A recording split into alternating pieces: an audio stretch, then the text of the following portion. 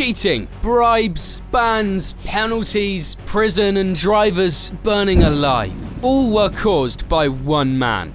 The man who ultimately got banned from Formula One forever. I don't think there's anyone that even comes close to the levels of controversy of this man. But somehow, it took 19 years before he got any real consequences for his actions. Some people call him the puppet master, the cheater, or the con man. I'll let you decide the most fitting name. This is the entire story of how Flavio Briatore became one of the most impactful, successful, and controversial figures in Formula One history. I want to start by giving you a quick insight to the man himself. He's a pretty complex character, so it'll be crucial to understand how some of the situations I'm going to talk about in just a minute came to happen in the first place. For a start, Flavio was mainly a team principal, but he wasn't like any other team principal in F1. Long before Drive to Survive, Flavio was the one making the news every week, and it usually wasn't for good behavior or his sense of humor. Because I was one of the best, Historically, when you're talking about the principal of Formula One, the first guy make Formula One different was me. He came into the sport at a strange time. It's almost as if F1 needed him, whether they knew it or not. He was kind of the anti-FIA and F1 villain that never really existed before.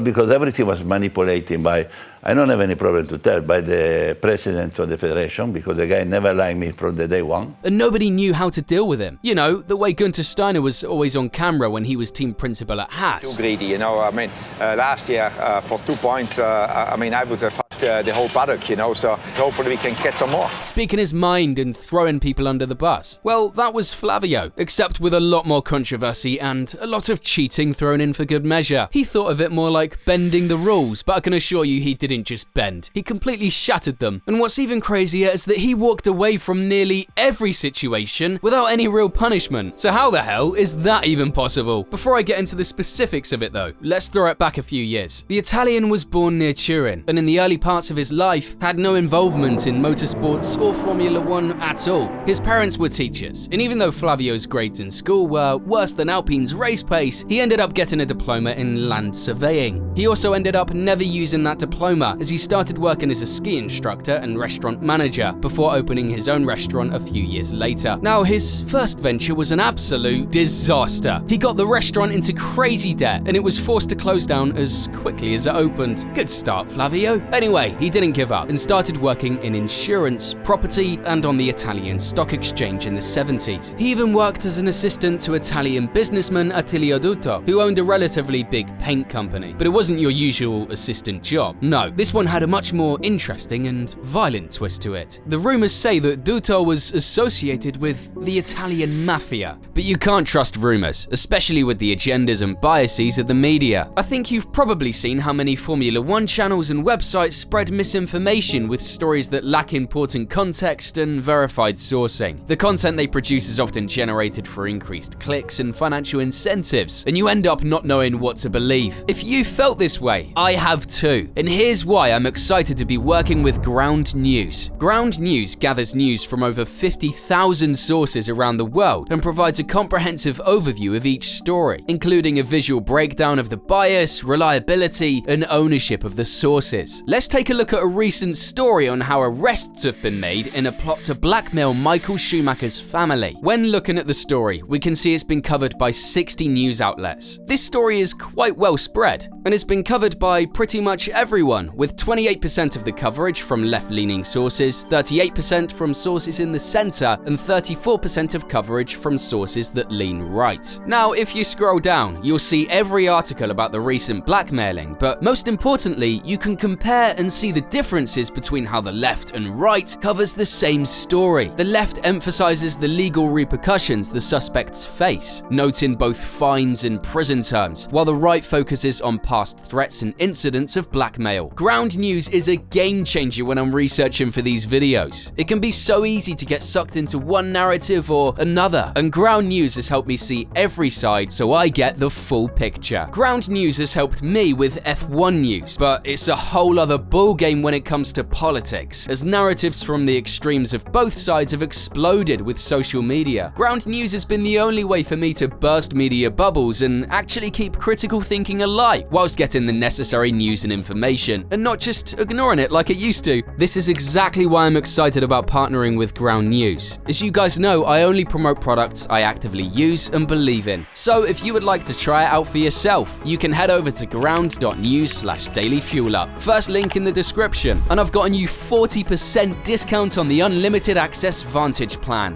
which is the exact one I have as well. Thank you once again to Ground News for sponsoring this video and helping me on a daily basis with my research. Now, back to the story. On the 21st of March 1979, Attilio Duto ended up getting assassinated in a car bomb attack. I don't know about you, but I think someone who goes out like that probably annoyed quite a few people. So it was clear that Flavio was already dealing in some questionable circles. But of course, in typical Italian fashion, nobody knew who was responsible for his assassination. But the car bomb execution was the calling card of La Cosa Nostra. So after this, it emerged pretty quickly that Duto was bankrupt, and that Flavio's role in his business matters were about to lead him down a dangerous path. And Flavio got arrested. But I'm gonna get to that in just a second. In the meantime, it was clear that he wanted fame and fortune, and that he wasn't gonna stop till he got it. I mean, if you look back at the restaurant he opened, it was called Tribula, which was his nickname. It's one of those words that doesn't have a direct translation, but it means someone who has to overcome a lot of obstacles and will do whatever it takes to get what they want. Sounds like Flavio to me, especially the bit about doing whatever it takes, and you'll see what I mean. While all of this was going on in the 70s, he moved to Milan and met Luciano Benetton, founder and owner of,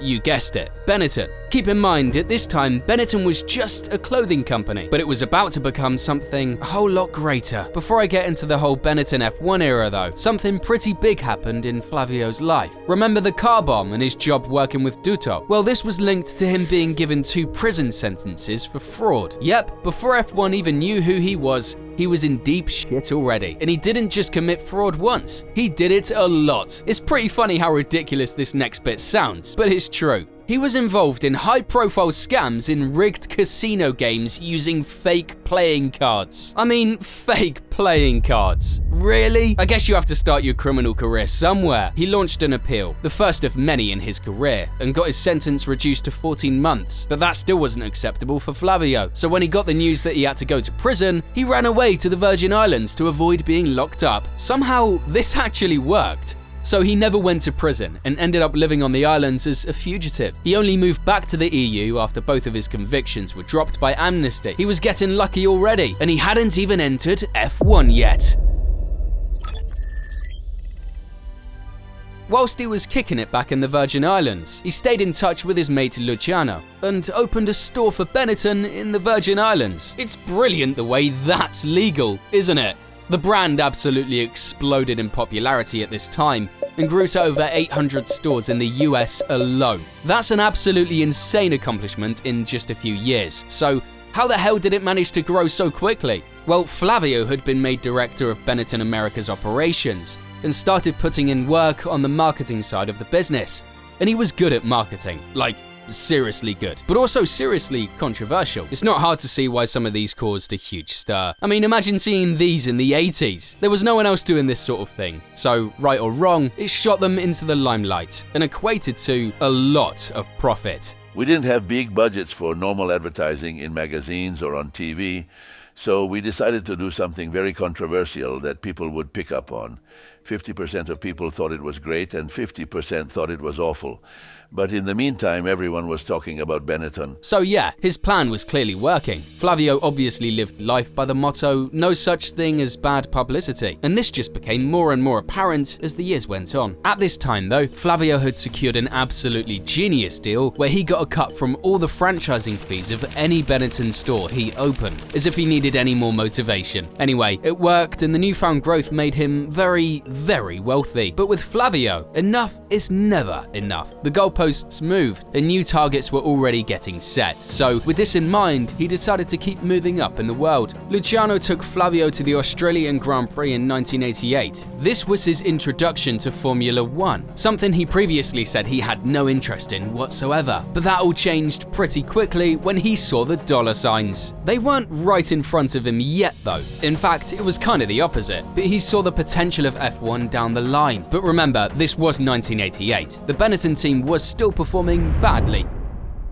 Let's backtrack for a second. Benetton's entry into the world of Formula 1 came in 1983 as a sponsor of Tyrrell. They moved to Alfa Romeo in 84 and 85, and eventually Toleman. The team Senna made its debut with the year before, and while their stickers on the side of these cars led to more exposure and contributed to their success in the 80s, the company had bigger goals. So instead of just being a sponsor, they had a wild idea. Why not run our own F1 team? So without much hesitation, they took over Toleman at the end of 1985. It was going to be tough though, because they weren't just taking over a championship-winning team, not even close. Toleman had an absolutely horrible season in 85. For a start, their car was unreliable, really unreliable, and not unreliable by today's standards, where you'd be laughed at if your car broke down 2 or 3 times a year. I'm talking 1980s unreliable. They scored a grand total of 0 points that season.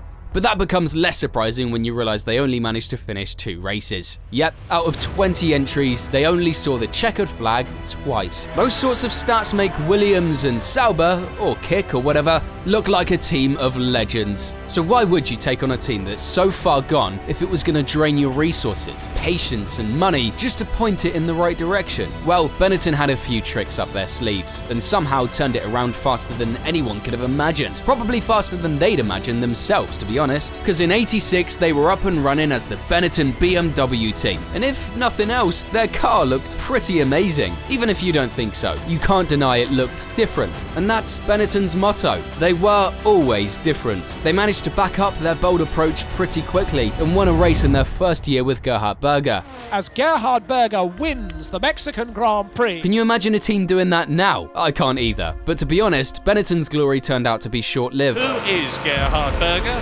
Well, he started off with 3 points positions at the beginning of the season, with a 3rd at San Marino and 2 6ths in Brazil and Spain.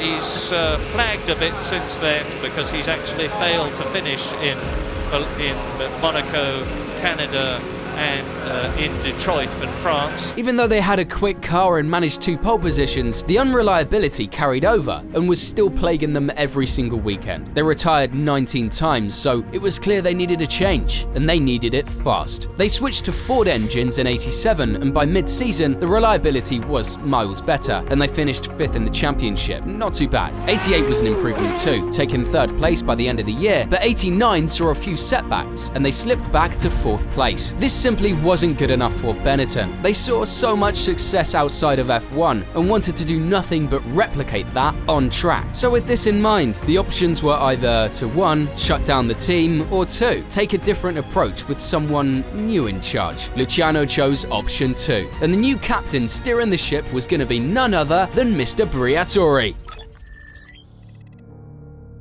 That year, Flavio found himself as commercial director of the F1 team. He didn't exactly ease himself into the role either. The first thing he did was fire the entire management team and then got himself promoted to managing director. It's pretty funny looking back, because this sort of controversial decision making was about to become a trend in a monumental way. The funny part was, nobody, not even Mr. F1 Bernie Ecclestone, knew who he was. People saw Flavio's lack of F1 experience and knowledge as a disadvantage, but Flavio didn't. My approach was to manage a team like you manage any other company. It was not emotional because it was not my passion. By 1990, Briatore was well and truly in charge and took the position of team principal. He hired the legendary John Burnett, the man behind the carbon fiber chassis, and then fired him just as quickly. It must have worked though, because they finished 3rd in 1990. Not bad for your first attempt at running an F1 team. This aggressive approach worked for the team's driver lineup in 91 as well. He stole Michael Schumacher from Jordan with a brilliant bit of business, which I've made a video on recently, by the way. This was the first genuine bit of high-profile controversy in his new F1 career. Eddie Jordan was far from happy that his new star driver was leaving him after just a single race. Life isn't always fair, and maybe if it hardens us up in certain areas for the future, the last thing I want is sympathy. Absolutely. We can't survive on sympathy. We want to get in there amongst the big boys, and if there's some punches being thrown, we're going to be the people who throw them just as quickly. And I think that's the attitude. We're not going to be rolled over, but we want to do it in a professional and a sporting fashion. No problem. And believe that Briatore was illegally pulling Schumacher away from his team. Jordan protested the signing in the British courts, but to Eddie's shock, they ruled in favour of Benetton. Flavio won, F1 0. After this, he took Schumacher under his wing, who settled in well at his new team. Michael took his first win at Spa in '92, exactly a year on from his F1 debut, and won again in Portugal the next year. And Schumacher wins in Portugal. This was brilliant progress for a team that was getting ready to shut down just a few years earlier. Flavio was the man being praised for it, and they were pushing hard to have an even better season in '94. But as it turned out, it wasn't going to be all that straightforward. 1994 was a tragic year for F1, and nearly everything on track was overshadowed by the horrific deaths of Roland Ratzenberger and Ayrton Senna. Certainly no good feelings. I mean, just win the race, but I can't feel satisfied. I can't feel happy. I mean, what happened this weekend, never have seen something like this. Not just one thing, so many things. The only thing I can say about this is I hope we learn from this. I think there is a lot to learn from, and we have to use this. And things like this, they shouldn't happen without taking the experience from it. And Benetton had problems of their own. This season was the one that kick-started the allegations and scandals that would hover over the team and Flavio for the rest of their existence. It all started with suspicions that they were using illegal traction control software. It had been banned in F1. The International Motorsports Federation has banned some of the controversial computer devices which help drivers in Formula One motor racing. But the benefits of having it were more than clear. Without traction control, the driver had to completely control the traction with their right foot. No traction control essentially lets you put down every single one of your horses at the same time. Great if you get it right, but the risk of losing control of your car is far higher, and it's extremely difficult to find the limit on every single corner. But remember, it was banned by the FIA. Now obviously, at the start Benetton denied having it, but other teams and drivers were sure that something shady was going on. Schumacher's performances at the '94 French Grand Prix caught everyone's attention. Flavio was summoned by the FIA to explain this, and everyone was expecting penalties to be sent his way. But Flavio saw it differently. He admitted they had traction control, but convinced the FIA that they weren't using it, and that it was just Schumacher's skill that was making the difference. And somehow, they just accepted it. Flavio's approach was that if there was no proof, there could be no punishment, so he escaped with absolutely no consequences. Flavio 2, F1 0. The FIA were never able to prove it, at least not until 21 years later, in one of the strangest ways you could think of. One of the engineers who worked at Benetton in '94 wrote a post on LinkedIn in 2015 describing how the system worked. I'm guessing that either the statute of limitations was up by then, or he just hated Flavio, or both. Either way, it's the first bit of proof that they were definitely cheating. At the British Grand Prix, Schumacher got a 5-second stop-and-go penalty for overtaking Damon Hill on the formation lap. He didn't serve the penalty in the required time, and was given the black flag. But unbelievably, he ignored that too. As Schumacher continued racing, Flavio was furious and went to race control to complain. He said that there was confusion over the 5-second stop-and-go penalty, and insisted that the black flag was completely uncalled for. Somehow Flavio's arguments worked again, and he got the black flag withdrawn. When was the last time the stewards just revoked a black flag? Insane. But all Schumacher had to do was serve his stop-and-go penalty, and everything was okay again. Stop, go. Now. Flavio 3, F1 0. The controversy then got even worse at the German Grand Prix. To judge, we had a quick glimpse of it from Verstappen. Oh, and fuel! That's the first time we've had a fuel splash. Oh my goodness me!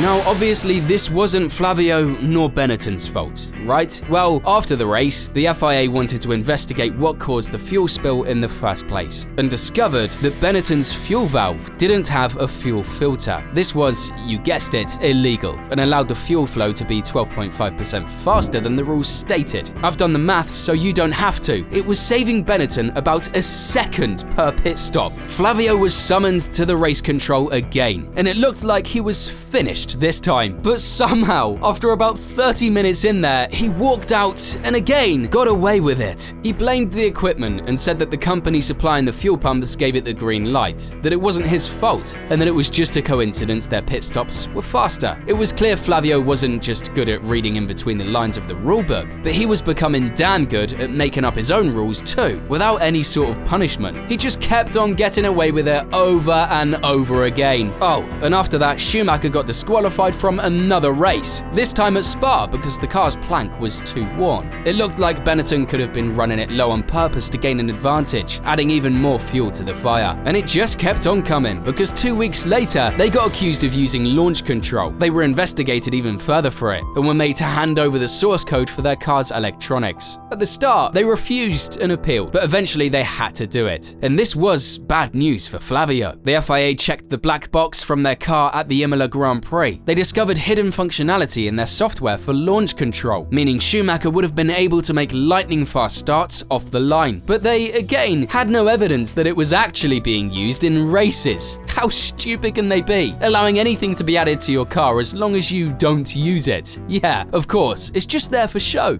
But the FIA was trying to find a reason to punish them anyway. Flavio managed to make up a story again and talk his way out of it again. They were fined $100,000 for refusing to cooperate at the start, but apart from that, Flavio got away with it once more. I can't even remember the score at this point. 4th or 5th time, Flavio blatantly manipulated the rules and got away with it scot-free. In 2001, he opened up about the '94 season and said, "Our only mistake was that at the time we were too young and people were suspicious." Sure, Flavio, that's why people were suspicious. While all this was going on, the team had their breakthrough year and won their first Drivers' Championship with Schumacher. They won it again the following year and took the Constructors' title too in their best year in F1. But things quickly changed for Flavio when Schumacher left for Ferrari. The money is one part. I want to be paid what I feel I should be paid for the job I'm doing compared to other racing drivers. And that feeling I have here, plus I have the feeling I'm able to do a good job, the job I want to do. Maybe not this year, but hopefully next year. And the team went downhill almost straight away. He spent another year as head of Benetton, buying and selling parts of other F1 teams in his spare time. In 1997, Benetton replaced him with David Richards, but Flavio wasn't finished in F1 just yet. He got himself a job leading Supertech until 2000, the company who were building Renault's F1 engines, and that was about to prove very useful for the Italian. Behind the scenes, Renault were planning on returning to F1, conveniently for Briatore. They announced in 2000 that they were buying Benetton and appointed Flavio as managing director and team principal. He started managing drivers and found a young rookie named Fernando Alonso. I'm sure you know this, but he's the legend who won the 05 and 06 drivers' titles with Flavio in charge, which was definitely helped by Renault and Flavio developing a new concept which was pure genius. In the front nose cone of the car, they put weights so that when the car brakes, the front has more grip. You might be thinking, that doesn't sound too genius to me, but it was the way Flavio got it past the rules that was brilliant. Instead of thinking it might be illegal, he went to the FIA and told them what the team had done with the car. The FIA said it was fine, but later down the line they had a change of mind and banned it. So not only was Flavio one step ahead of the rules, he was one step ahead of the FIA too. That's Flavio's 6th F1 nil. After that, Renault hired an engineer from their big rival McLaren in 2007. McLaren weren't too happy about this, but on top of losing a great engineer, they were suspicious the engineer might have left with confidential documents. Flavio was accused of cheating, which at this point was absolutely no surprise to anyone. The FIA called him to explain himself, and at this point I think even he had lost count of how many times this had happened. If the rumors were true, the sanctions would have been extremely severe, but Flavio did what Flavio does best, and simply said there was no proof of the engineer having confidential information from McLaren. And in Flavio's world, no proof equals no punishment. So once again, he walked away unharmed. That's 7-0 now to Flavio, but even Flavio couldn't keep a clean sheet forever. And as if all this wasn't enough, the biggest controversy of his entire career was just around the corner.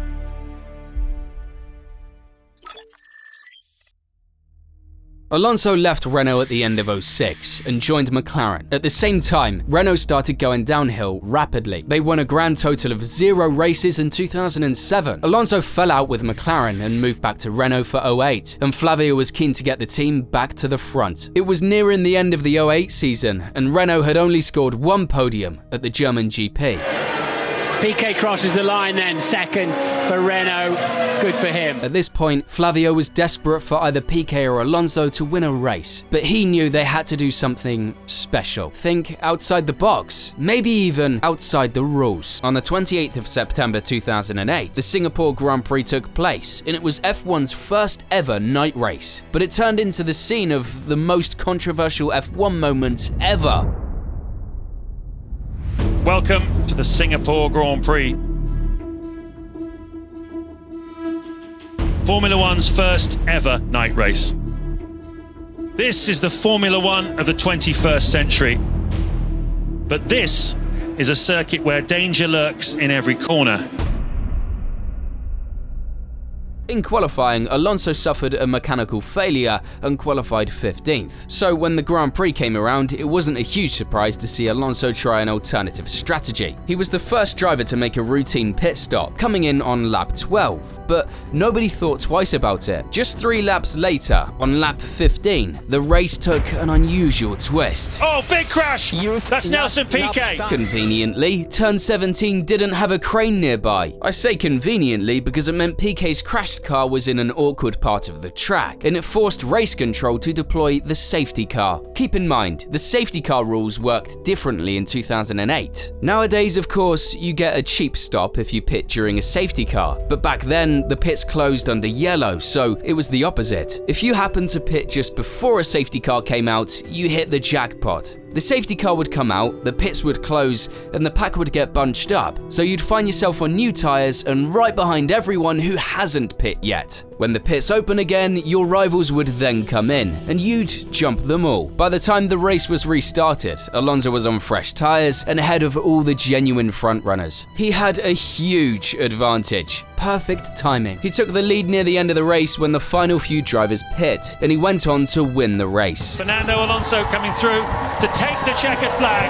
and claim a very, very well-deserved victory in Formula One's first ever night race, giving the team their first victory since the 2006 Japanese Grand Prix. This was all great, and Flavio was a hero again, until the truth came out. They kept Alonso and Piquet for 2009, but after Piquet underperformed, he got dropped mid-season, and that's when it all kicked off. Piquet fell out with Briatore and called him the executioner, and said that he was ignorant about Formula One. But he didn't just leave it there. At the same time, allegations were coming out about the previous year's Singapore Grand Prix, and if they were true, it was starting to look dark for Briatore's F1 future. To avoid punishment by the FIA, Piquet decided to come forward and revealed what truly happened that day. Nelsinho Piquet was recently sacked by Renault, and he's now claimed that he was asked to deliberately crash at the Singapore Grand Prix last year, which of course helped Fernando to eventually win the race. Now, Renault have denied all these allegations, but is Formula One about to slip into one of its darkest moments? When he told the FIA, they could hardly believe it. Nobody could. Piquet said that Flavio and Renault's chief engineer Pat Simmons asked him to crash on purpose on that exact lap, so that Alonso would win the race. Let me just say that again. He got his driver to crash a Formula One car on purpose into a concrete wall. Absolutely crazy. Piquet even practiced that exact crash on that exact corner before the race.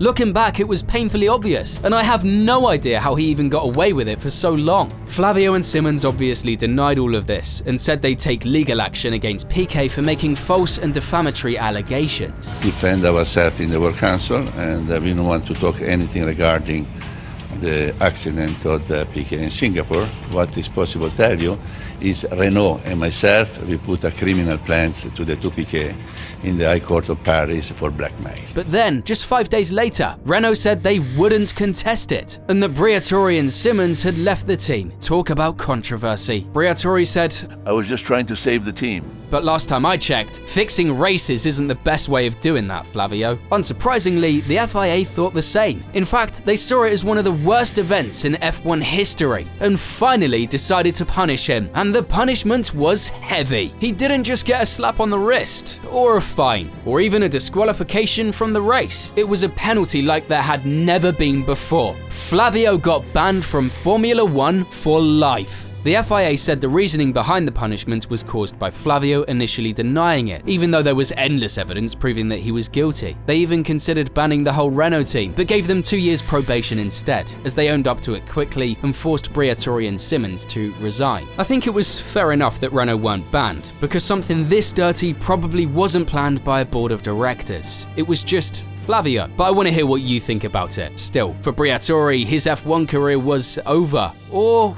was it?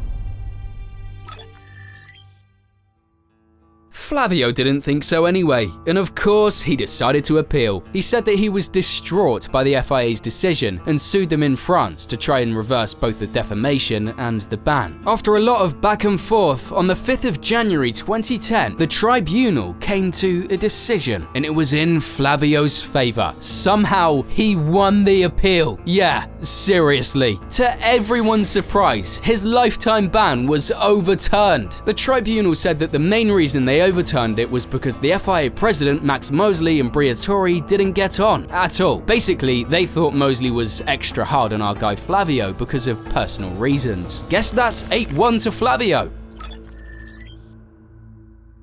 After that, Briatore said that even though the ban was overturned, he wouldn't ever return to F1. Things changed though, and in May 2024, it was announced that he started working in F1 again. It's ridiculous, but kinda hilarious that someone who cheated this much could be let back into the series. But the best part about the whole story, well, that would be the team he's joined. Yep, he's back at Renault. Obviously, the team is called Alpine now, but it's still the same company. His job title is Special Supervisor, so if Alpine suddenly starts winning races soon, we might have to look into it. Either way, there's no denying that he's had a spectacular career. Well, spectacular if you ignore the controversy, cheating, scandals, bans, penalties, prison, and all the other sketchy dealings, and just focus on the good parts, like winning 4 drivers' titles. Oh yeah, and ignore the fact that his cheating literally caused one of his drivers to be set on fire. In my opinion though, the peak of Flavio's insanity was Crashgate. I mean, what other team principal gets their driver to crash on purpose to fix a race? It's crazy that PK agreed to it, to be honest, considering we've seen F1 drivers go absolutely crazy over minor contact on track, an annoying competitor, or just their car being a bit slow, ending up punching marshals and kicking rivals. Yeah, seriously, if you haven't watched this video I made on F1 drivers losing control, you definitely should.